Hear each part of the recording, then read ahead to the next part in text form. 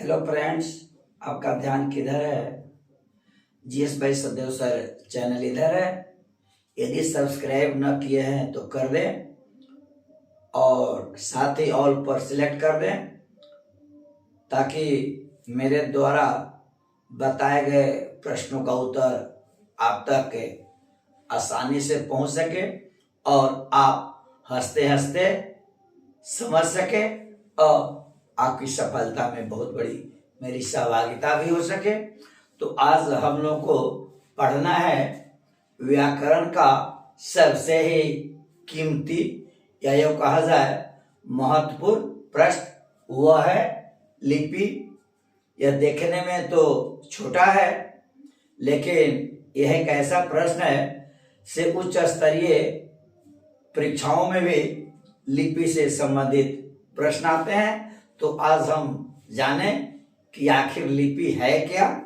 तो हम जानते हैं किसी भी भाषा को व्यक्त करने के दो ही मुख्य रूप हैं। वह पहला है मौखिक, पहला है मौखिक, पहला है मौखिक, पहला है मौखिक और दूसरा है लिखित। दूसरा कौन है? लिखित।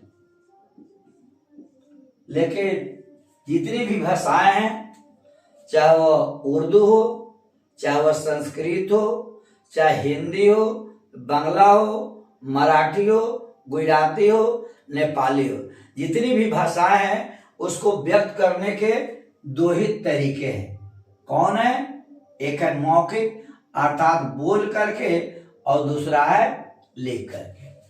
और जो मौखिक बातें हैं जिसको हम बोलते हैं वह ध्वनियां अंदर से बाहर निकलती है और ध्वनि होती है। तो अंदर से जो बाहर ध्वनियां आती है अर्थात वह ध्वनियां मुंह से निकलती है, लेकिन उस अंदर से जो ध्वनियां निकलती है, अंदर से जो ध्वनियां निकलती है उसे हम जिस चिन्ह के माध्यम से, जिस चिन्ह के माध्यम से उस ध्वनि को जो मूर्त रूप देते हैं उसी को लिपि कहा जाता है। किसे कहा जाता है?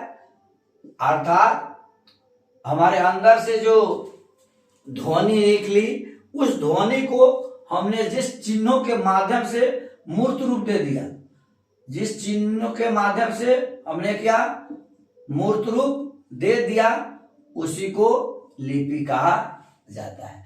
जैसे हम यह समझे, जैसे हमने बोला कलम, जैसे कलम हमने लिखा तो अंग्रेजी में देखते हैं कमल, यह अंग्रेजी में। तो यह क्या कमल क्या है? एक चिन्ह का ही तो मूर्त रूप है।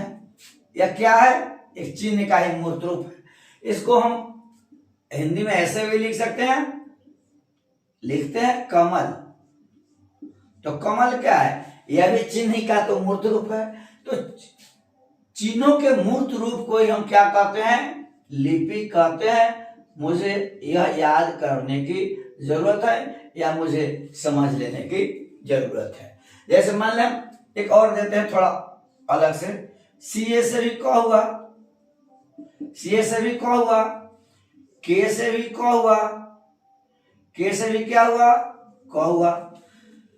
और के से ये सब क हिंदी में क ऐसे लिखते हैं और हम बांग्ला में क ऐसे लिखते हैं। तो यह क्या होगा? यह सब क्या है? यह चिन्ह तो है। यह क्या है? तो चिन्ह के मूर्त रूप को ही हम लिपि कहते हैं। चिन्ह के मूर्त रूप को ही हम क्या कहते हैं? लिपि कहते हैं। मुझे यह याद रखने की जरूरत है।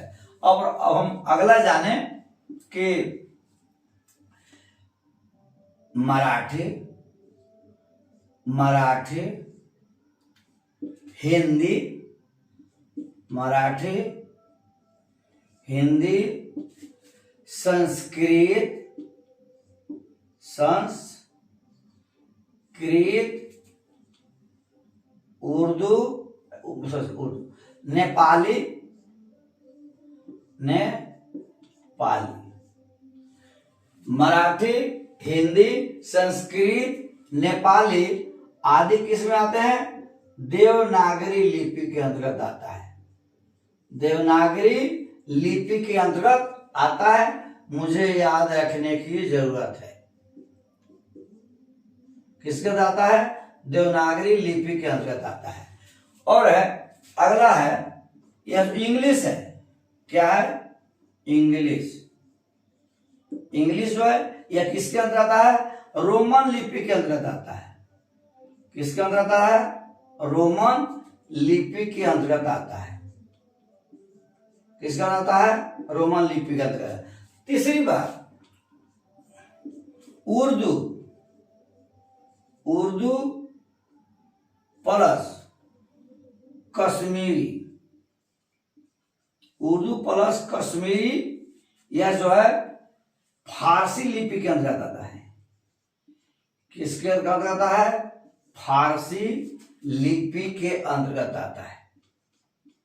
किसके अंतर्गत आता है? फारसी लिपि के अंतर्गत आता है। लेकिन इसमें सबसे महत्वपूर्ण प्रश्न यह है कि ऐसे यह कहा जाए, हमारे लिए जानने की जरूरत है कि मराठी, हिंदी, संस्कृत, नेपाली अर्थात देवनागरी साथ ही रोमन लिपि बाएं से दाहिने की ओर लिखी जाती है। बाएं से दाहिने की ओर लिखी जाती है। लेकिन जो फारसी लिपि है अर्थात उर्दू और कश्मीरी जो है यह दाहिने से बाएं की ओर लिखी जाती है।